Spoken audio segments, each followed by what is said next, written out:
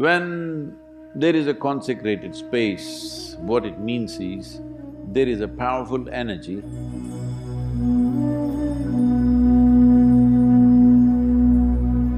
You don't want to sit with your legs open like this, it could be detrimental to you in many different ways.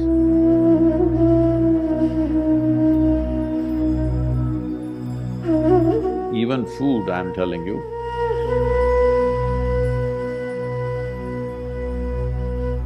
If you stand and eat, there are many negativities to this.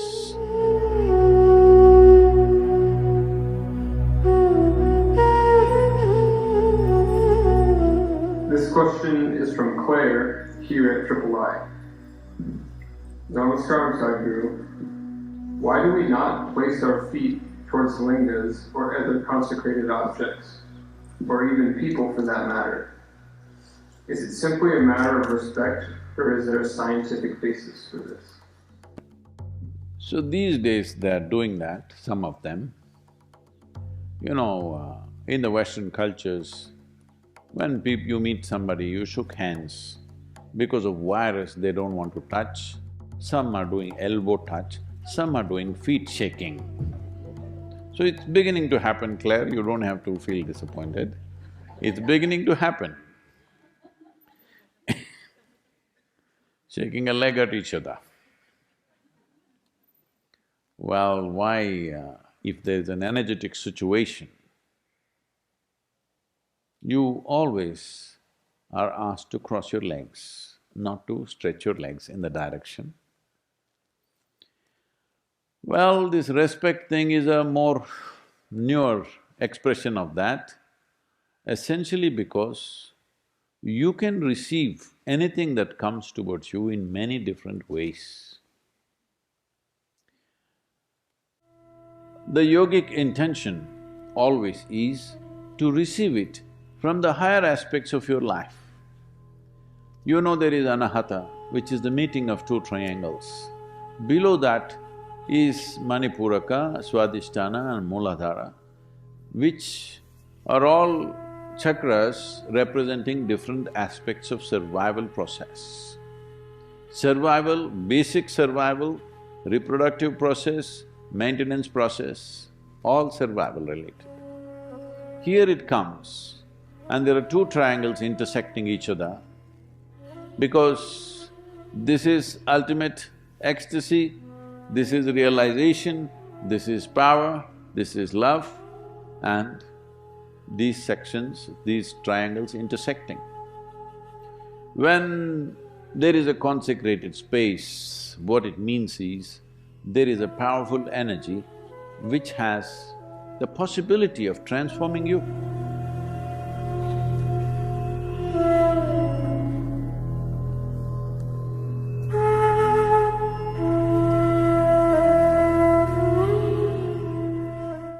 That energy must come to you always from the highest possibility that you can receive. You can receive from your Sahasrar, it would be too fantastic.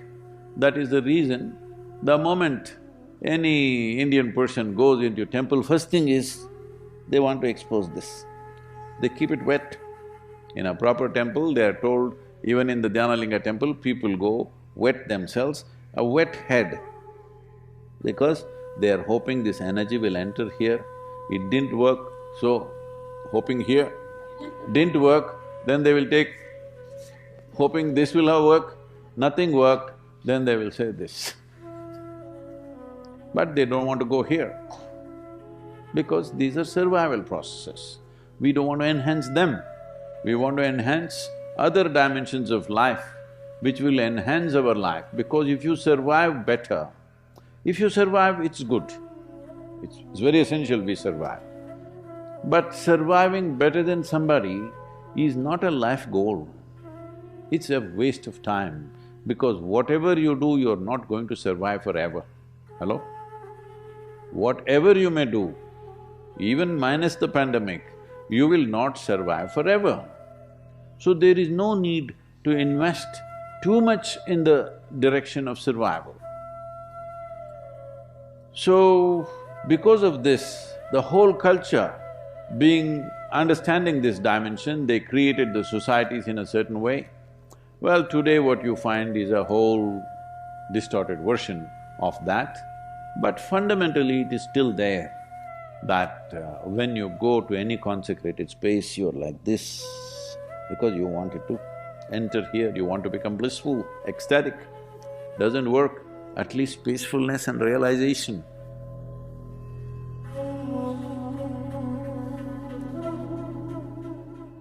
Balance and free from all kinds of poisons that are there in the world should not enter you.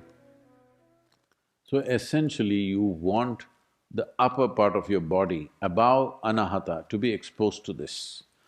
You don't want to sit with your legs open like this in front of a consecrated space, because that will attract a totally different kind of energy towards you, and that will work for you in a completely different way, which is not necessarily beneficial to you, it could be detrimental to you in many different ways.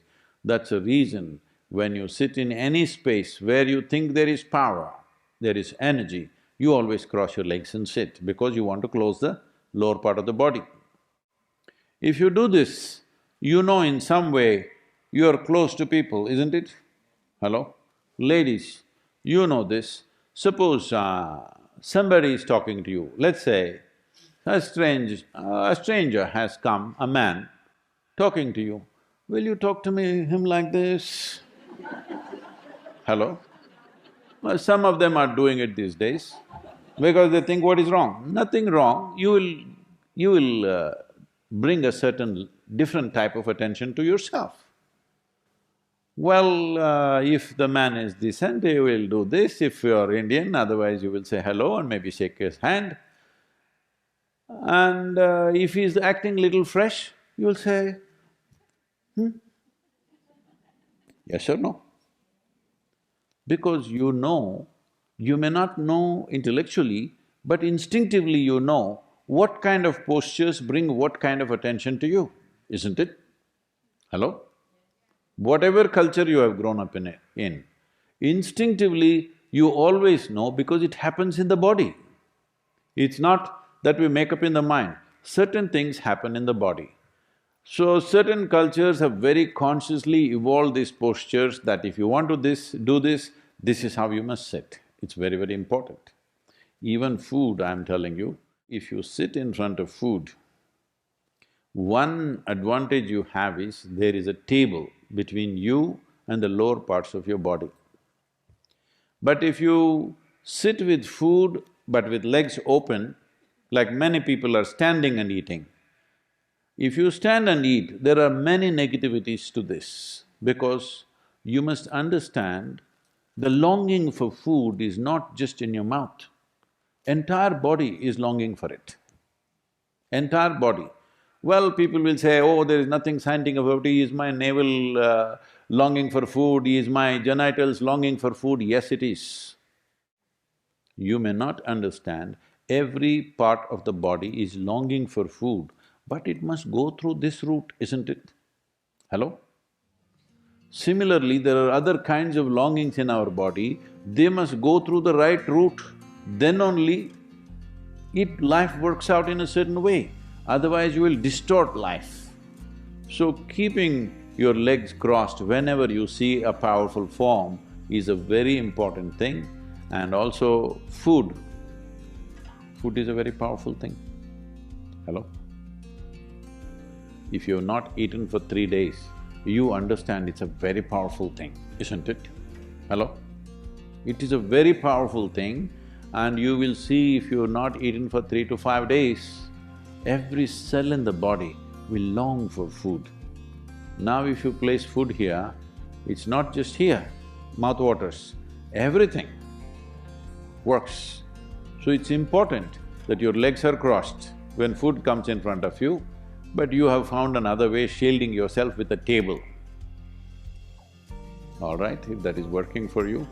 But if you're having food, you're very hungry and food is exposed to the entire body, this is not good for you. This goes for food because we consider food as a very powerful instrument, consecrated objects, and human beings who are of a certain power within themselves, you never open your legs and sit like this in front of them because that will bring a wrong kind of energy into your system. I'm asking you, is it good to shit? Hello, I'm asking you a question. Yes. But it must come out of a certain part of your body. If it comes out from elsewhere, it will become terrible, isn't it? Hello? Similarly, food should go in a certain way. Food going in is not only physical food going in, food goes into you in so many ways because the entire body is capable of this. I must tell you my experience. Once we had a major success in some business venture when I was doing this. So, I was always exposed to nature wherever possible. I've been trekking, motorcycling, all this, but my partner is a nice city boy. So we decided that we will go to a place where there was a reservoir, like a dam, and there's a big lake, and there are small, reasonable-sized hills. We went there and we were all swimming. After swimming, I was still in my swimming trunks. I thought, let me climb the hill. It was summer months, pretty dry. So I went up the hill. Now sometimes I wonder, these days wherever I go, somebody's carrying a bottle of water. At that time, I rode through the day and night. I never had a water bottle with me. We just managed just like that. So I went up the hill. As I went in the summer heat, bare-bodied, I was sweating heavily, but I have a problem of turning back halfway. So I want to go all the way up and then come down. I went up, and as I was beginning to come down, I started feeling that I was suffocating with my tongue kind of bloating up. I was dehydrating so much that my tongue was becoming like a block in my breathing, and I really started struggling. I badly needed at least a few drops of water. I tried to lick my own sweat, but it didn't help.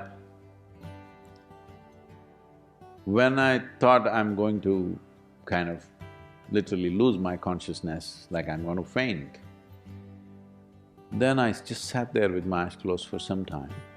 Then I realized my entire body, like all the hair on my hands and legs are all going this way. It's not like goosebumps. Goosebumps means this will rise this way, this will rise this way. I just saw that all the hair pointing this way. And I just knew, there's water somewhere here. And I just went in search of it. I went into a small, beneath a rock outcrop, like a small cave. A cave not for a human being.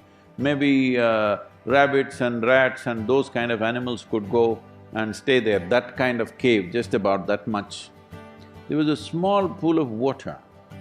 Maybe it was rabbit's urine or it was rainwater, I don't know what the hell it was, it didn't matter. I just put my face into it and drank up the whole thing, including the mud and everything. I sat there for a while, recovered from that and came down. Why I'm saying this is, when you really need something like food or water, you will see every cell in the body will long for it. If you pay attention, you will see thirst is not just in your mouth, it's everywhere.